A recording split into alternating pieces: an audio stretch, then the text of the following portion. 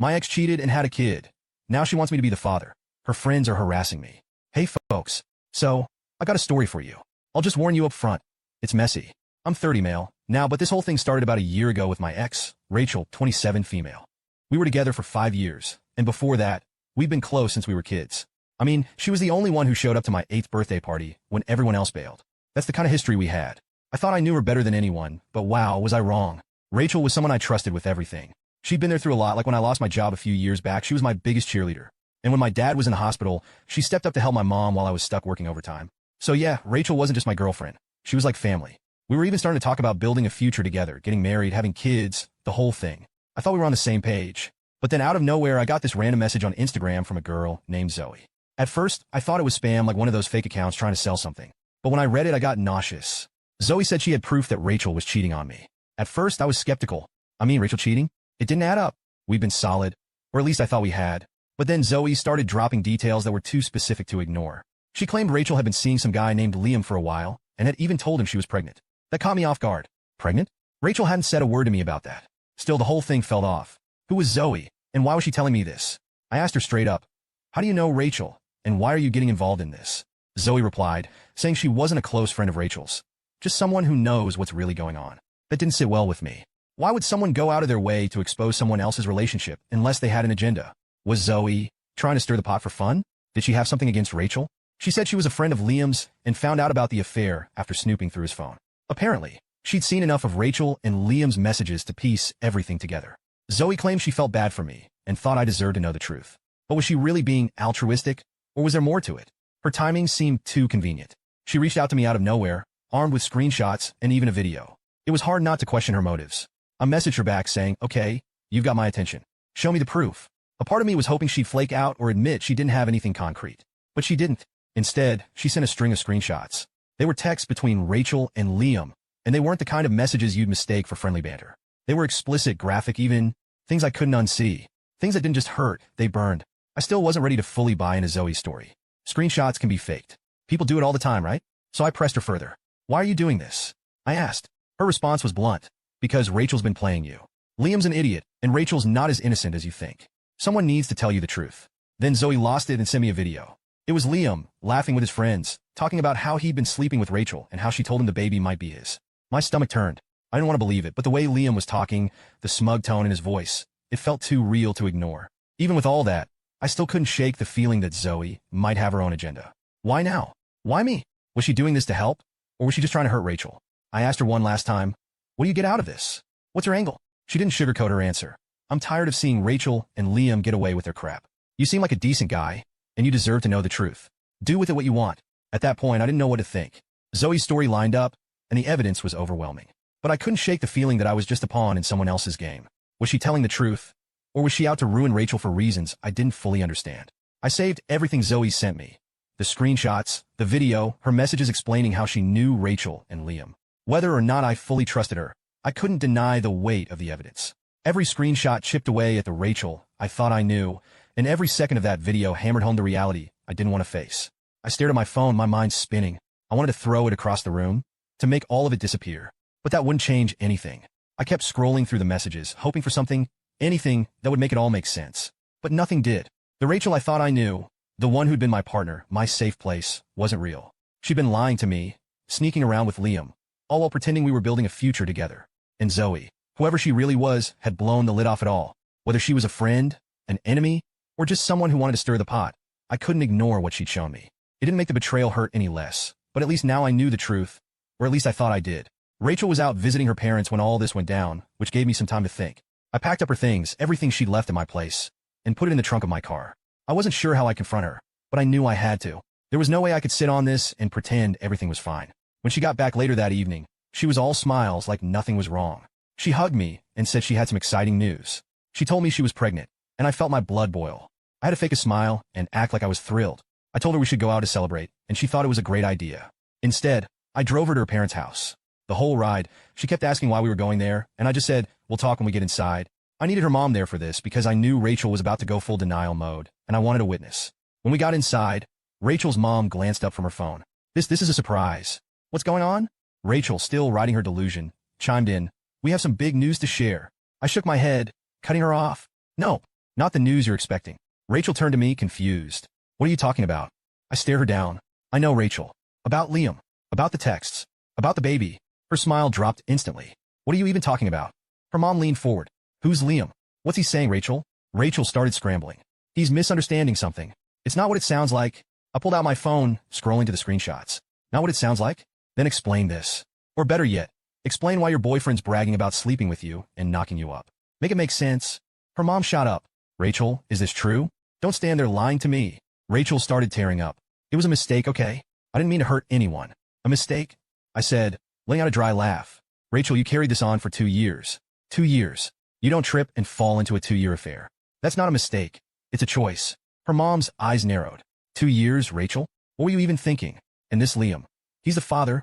Rachel wiped at her face, mumbling, yes, but it's not what you think. Stop saying that. I snapped. It's exactly what I think. You've been lying, sneaking around, and now you want me to what? Pretend this didn't happen? Be your backup plan because he bailed? Absolutely not. Rachel threw her hands up, desperation creeping in. I'll fix this. I'll do anything. I'll get rid of the baby, if that's what it takes to make things right. Her mom started yelling at her. What are you even saying right now? I shook my head, disgusted. Wow, Rachel. That's your solution? You think you can erase all of this, and we'll just go back to normal? You really think I'm that stupid? Rachel stepped toward me, pleading. Please, I love you. I can't lose you. You already lost me, I said coldly. I grabbed the bag of her stuff I brought with me and shoved it toward her. Here, I don't want anything of yours in my house. We're done? Her mom stepped between us. Wait, let's talk about this. Maybe we can. No, I cut her off. There's nothing to talk about. She made her choices. I'm just here to make sure you know the truth. Now you can deal with her.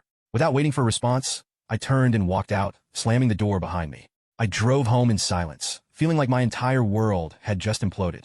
When I got home that night, I sat in my car, trying to process everything. Rachel's tear-streaked face, her mom's angry yelling, and that unmistakable look of panic when I showed her the screenshots. All of it kept replaying in my head like a highlight reel from the worst movie ever made. My chest felt tight, like I couldn't get a full breath. For a moment, I thought I might completely lose it, but I didn't. Instead, I just sat there numb. Eventually, I forced myself to go inside. The house was eerily quiet, the kind of silence that felt louder than any noise.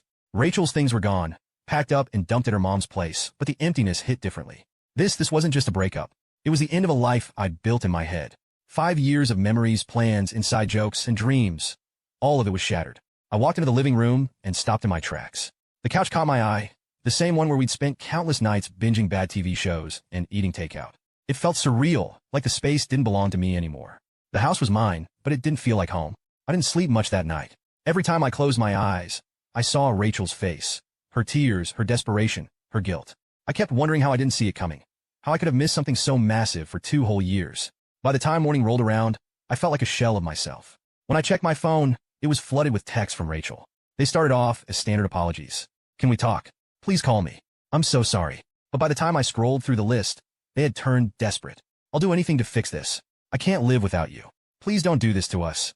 I couldn't respond. What was there to say? She didn't just screw up. She burned everything to the ground and salted the earth for good measure. I blocked her number by the afternoon, thinking that would be the end of it. But I underestimated her determination. By that evening, she had shifted to social media, bombarding me with messages. The same routine, apologies, promises to change, pleas for another chance. I blocked her on every platform. Then the emails started. Long-winded messages about how she couldn't live without me and how she'd never forgive herself. Part of me wanted to tell her to leave me alone, to stop dragging this out. But another part of me didn't want to give her the satisfaction of knowing she'd gotten under my skin. So I ignored her. Later that day, Chloe showed up unannounced. She's always been the one to step in when my life goes sideways, and this was no exception. All right, Spill, she said as soon as she walked in, her arms full of snacks and drinks. I didn't even know where to start. But once I did, it all came pouring out. The DM from Zoe, the screenshots, the video of Liam, Rachel's confession, and everything that had happened at her mom's house. Chloe sat there, her expression shifting from disbelief to pure anger. 2 years, she shouted, nearly dropping her drink. And you had no idea? I shook my head, feeling the bitterness rise in my chest. She played me like a pro, I said, the words tasting sour. Chloe's protective instincts kicked in immediately. She doesn't deserve even a second of your time. You know that, right? She said, her voice firm. I nodded, but it didn't ease the ache in my chest. Chloe stayed for hours, making me talk through everything and cracking jokes to lighten the mood. By the end of the night, she was even joking about changing my locks, just in case Rachel gets any ideas. The next day, I told my mom. I'd been dreading that conversation because she adored Rachel. For years, she called Rachel the perfect match and talked about how she couldn't wait for us to get married. Breaking the news felt like admitting I'd failed somehow, even though I knew deep down it wasn't my fault. When I showed her the screenshots, she just stared at them in silence for what felt like forever. Finally, she said, she cheated? Her voice was soft, almost like she didn't believe the words coming out of her mouth. I nodded, unable to meet her eyes. After a long pause, she shook her head and said, I can't believe she did this to you. To us, that last part hit hard. Rachel wasn't just my girlfriend to her. She was family. My mom started venting about how much effort she'd put into building a relationship with Rachel. It was clear she felt betrayed too, like Rachel had let the whole family down. In the days that followed, Rachel's messages slowed down. Maybe she was finally getting the hint, or maybe she was regrouping. Either way, I didn't hear from her directly, but that didn't mean the drama was over. One night, Rachel's mom called me, her voice heavy with embarrassment and regret. I'm so sorry for what Rachel did, she said. I raised her better than this. She's devastated, you know. She knows she messed up, but she's still my daughter, and I have to ask. Could you at least talk to her? I sighed, already exhausted by the conversation. I appreciate you calling, I said, but there's nothing to talk about. She didn't just hurt me. She destroyed everything we had. I can't come back from that. Her mom sounded defeated. I understand, she said softly, though I could tell she was disappointed. After we hung up, I felt a mix of relief and frustration. Relief that I'd stood my ground, but frustration that the people around Rachel still thought there was a way to fix things. There wasn't. She'd made her choices, and now she had to live with them. Breaking up with Rachel was rough, but the part that hit me hardest was finding out some of my so-called friends knew about the affair and didn't tell me. They had front row seats to the betrayal and decided to keep quiet. It wasn't just Rachel who stabbed me in the back. It felt like a whole group of people I trusted had turned against me. I found out through bits and pieces after the breakup. One friend, Sam, slipped up during a conversation a few weeks later. He mentioned how he always thought Rachel and Liam had too much chemistry. Too much chemistry? I said, incredulous. What the hell does that even mean? I pressed him, and it turned out he had seen them getting a little too cozy at a party months before I found out. You didn't think to tell me? I asked. I didn't know for sure, he stammered, and I didn't want to stir up drama if it was nothing. I didn't take that excuse. If the roles were reversed, I'd have told him in a heartbeat. It felt like everyone had just decided I wasn't worth the hassle of honesty. It wasn't just Sam, either. A couple of mutual friends admitted they'd heard rumors, but didn't think it was their place to get involved. Their silence felt like another layer of betrayal. If that random girl hadn't slid into my DMs out of nowhere, I'd probably be raising a kid that's not even mine, thinking I'm some stand-up dad while she kept sneaking around with her side guy. Anyway, fast forward a year, and I was finally starting to move on. I had started to feel like myself again. I was going out with friends who actually cared about me, focusing on work, and even dipping my toes into dating. Life wasn't perfect, but it was stable, and I was okay with that. Then, recently, out of nowhere, Rachel messaged me. The first time, it was just a simple, hey, can we talk? I didn't even open it. I blocked her immediately. Whatever she had to say, I didn't need to hear it. A few days later, though, she showed up at my door. I saw her through the doorbell camera before she even rang the bell, and I won't deny she looked awful, messed up. Part of me almost didn't recognize her. This was a far cry from the Rachel I used to know, the one who always seemed so put together. I didn't open the door. I didn't even step outside. I spoke to her through the camera. What do you want, Rachel? I asked, trying to keep my voice steady. She looked directly at the camera, her eyes welling up. I just need to talk to you, she said, her voice cracking. Please let me in. No, I said flatly. You've got no business being here. Say what you need to say, and then leave. She started crying, which, I'll admit, made me feel a little uncomfortable. But then she said Liam had ghosted her. Apparently, he disappeared shortly after their kid was born, leaving her to handle everything on her own. To make matters worse, her parents had kicked her out, saying they were tired of cleaning up her messes. I don't know where else to go, she sobbed. I thought maybe you could help me. That was it. I felt whatever pity I had bubbling up vanish in an instant. Help you? I repeated, my voice dripping with disbelief. You want me to help you take care of the kid you had with the guy you cheated on me with? Are you serious right now? Please, she begged. I don't have anyone else. I stared at her through the camera, trying to process the audacity of what she was asking. This was the same woman who lied to my face, betrayed me for 2 years, and expected me to pick up the pieces of her broken life like nothing happened. Rachel, I said, my voice cold, you made your choices. You chose Liam. You chose to lie. And now you're dealing with the consequences. That's not my problem. It hasn't been my problem since the day I packed your things and drove you to your mom's house. She started crying harder, but I wasn't moved. You need to leave, I said firmly. And don't come back. Don't message me. Don't call me. As far as I'm concerned, you don't exist anymore.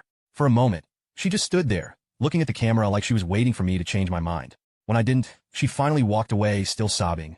After she left, I sat down on the couch, my mind racing. Part of me felt guilty for being so harsh, but another part felt like it wasn't harsh enough. What did she think was going to happen? That I'd open the door, hug her, and agree to play dad to Liam's kid? The audacity was unbelievable. Over the next few days, I kept expecting her to show up again or send someone else to plead her case, but she didn't. Instead, I started getting messages from her friends. Rachel's struggling, and you won't even help her, one read. You're really just going to abandon her after everything you two had? Said another. I ignored them at first, but they kept coming. It was like her friends were trying to guilt me into taking her back. They called me heartless, selfish, and every other name you can think of. Some of them even brought up our history, saying I owed it to her because of all the years we'd spent together. But here's the thing. Rachel wasn't just someone I dated for 5 years. She was someone who betrayed me in the most personal way possible. She didn't just hurt me. She tore apart my trust and left me questioning everyone around me. I didn't owe her anything, and I wasn't about to let anyone make me feel otherwise. By the end of the week, I'd blocked every one of her friends who had messaged me. I didn't have the energy to argue with people who clearly didn't care about what I'd been through. If they wanted to support Rachel, that was their choice, but I wasn't going to be part of it. That chapter of my life was over, and no amount of guilt tripping was going to drag me back into it. However, Rachel didn't stop. Neither did her friends. After she showed up at my door and I shut her down, it was like a switch flipped. They doubled down, flooded my socials, calling me names and throwing guilt trips left and right. "You're such a coward for leaving Rachel when she needs you most," one message read. Another said, "You're less of a man for not stepping up." The entitlement in their words was mind-blowing. Some of Rachel's friends even started leaving nasty comments on my work profile, where I'd shared some professional achievements. That was my breaking point. I started documenting everything. Screenshots of messages, voice recordings of phone calls, even the fake accounts they were using to harass me. It was exhausting, but I had this gut feeling things were going to get worse before they got better, and I wanted to be ready. And I was right. Rachel found a way to throw another wrench into my life. I was sitting at my desk at work when I got a call from an unknown number. Normally, I'd let it go to voicemail, but something told me to answer. On the other end was a man who introduced himself as Rachel's lawyer. I froze for a second. Rachel's lawyer? What could she possibly want now? I asked him to cut to the chase. He said Rachel wanted to discuss a child support agreement. My jaw nearly hit the floor. Child support? For a kid that isn't even mine? I told him flat out there had to be some mistake. I'm not the father of that child, and Rachel knows it, I said. The lawyer paused, probably not expecting me to be so direct. He asked if I'd be willing to meet to clear things up. I wasn't thrilled about it, but I figured it was better to confront this head-on than let it drag out. So, I took the afternoon off and met him at his office. When I arrived, he greeted me politely, but I could tell he wasn't fully clued in on the situation. He started with the usual lawyer spiel about responsibility, how Rachel was struggling as a single mother, and how stepping up would mean a lot for everyone involved. I let him talk for a while, but when he finally gave me a chance to respond, I didn't hold back. "Let me stop you right there," I said, pulling out the folder I'd brought with me. Inside were all the receipts, screenshots of Rachel's messages with Liam, the video of Liam bragging about sleeping with her, and copies of every harassment message I'd received from her and her friends. I laid them out on the table one by one. "This is the truth," I said, looking him dead in the eye.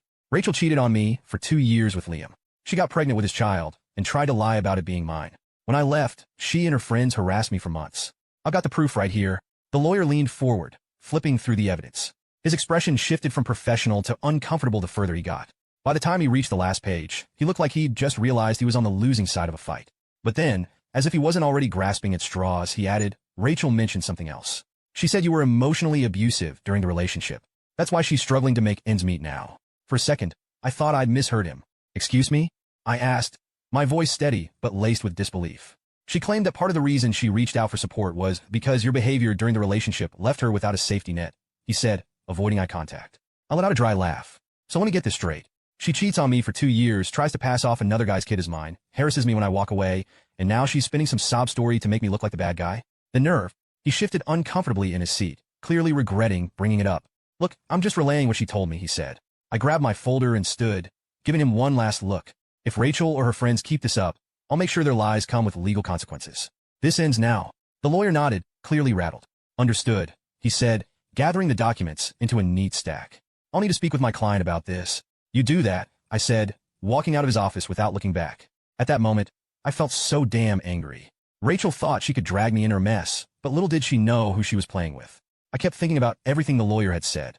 The audacity of it all was mind-blowing. I couldn't let it go. Against my better judgment, I grabbed my phone and called Rachel. She picked up almost instantly, her voice cautious but annoyingly sweet, like she'd been expecting me to cave. "I wasn't sure if you want to talk," she started. I didn't bother with pleasantries. "Rachel, what the hell is this about child support?" I snapped. "I just got out of a meeting with your lawyer, and I want to know what kind of fantasy land you're living in where you think I'm paying for your kid." Her tone shifted immediately. "Look, I didn't know he was going to reach out to you like that," she said, stumbling over her words. "I'm in a really tough spot, and I thought maybe—" She trailed off, like she realized mid-sentence how ridiculous she sounded. "You thought maybe what?" I interrupted, my voice rising. "You thought maybe I'd just roll over and be your safety net after everything you've done? Let me make one thing clear, Rachel. That kid is not mine. I don't owe you anything. Not money, not time, not even a damn text back. You made your choices, and you don't get to drag me into your mess because Liam bailed on you." She let out a shaky breath, and I could hear her trying to hold it together. I didn't mean for it to go this far, she said quietly. I don't have anyone else to turn to. My parents won't help, and Liam, he's gone. I'm doing this all on my own. I laughed, cold and bitter. And whose fault is that, Rachel? You cheated, lied, and tried to pass off someone else's kid as mine. And now you're coming back to me because you're out of options? That's not my problem. It hasn't been my problem since the day I walked out. She started crying then, sniffling into the phone. I'm sorry, she choked out. I didn't know what else to do. Sorry doesn't fix this, I said flatly. You need to stop. Stop calling me, stop sending people after me, and stop trying to manipulate your way into my life. You don't get to come back from this. We're done, Rachel. For good. I hung up before she could say anything else and tossed my phone onto the passenger seat. My hands were shaking, but it wasn't from regret. It was from the sheer nerve she had to even think I'd entertain her nonsense. For the first time in a long time, I felt like I'd truly shut the door on her and all the chaos she brought into my life. And it felt damn good. A few days later, I got a formal letter from her lawyer. It was brief and to the point. There would be no further attempts at contact from Rachel or her friends. He also mentioned that Rachel had decided to move to another city to start fresh. There was even an apology included, though I doubted it came from Rachel herself. When I read the letter, I didn't feel vindicated or triumphant. I just felt relief. The chapter with Rachel was finally, officially closed. There would be no more messages, no more harassment, no more lawyers trying to guilt me into taking responsibility for a child that wasn't mine. So the drama had finally quieted down, but rebuilding trust, that was the real challenge. Every time I met someone new, the thought lingered. What if they're hiding something too? But I wasn't going to live in paranoia. Rachel had already taken enough from me, and I refused to let her take my future too. I focused on what I could control, hitting the gym, throwing myself into work, and spending time with people who actually cared about me. Slowly but surely, I started feeling like myself again. One night, while I was out with some friends, Matt brought up dating. You back in the game yet? He asked. I smirked. Not even close. Come on, man, he said, rolling his eyes. Not every woman is like Rachel. Don't let one bad apple ruin the whole thing for you. I didn't commit to anything then, but his words stuck. He wasn't wrong. I wasn't going to let Rachel's betrayal write the rest of my story. A couple of weeks later, Chloe invited me to a party. Look, no pressure, she said. It's not a setup. Just come hang out, relax, and have a good time for once. I almost bailed, but something told me to go. And honestly, I'm glad I did. The vibe was chill, no awkwardness, no expectations, just good people. That's when I met someone. She wasn't flashy or trying too hard. She was just real. We talked for hours about everything and nothing, and for the first time in a long time, I felt like I could breathe around someone. Am I jumping into something serious? No, but I'm open to seeing where it goes. For now, I'm focusing on myself, but it feels good to know that not everyone is like Rachel. Sometimes you just have to close one chapter to start a better one. And trust me, this new chapter, it's already off to a way better start.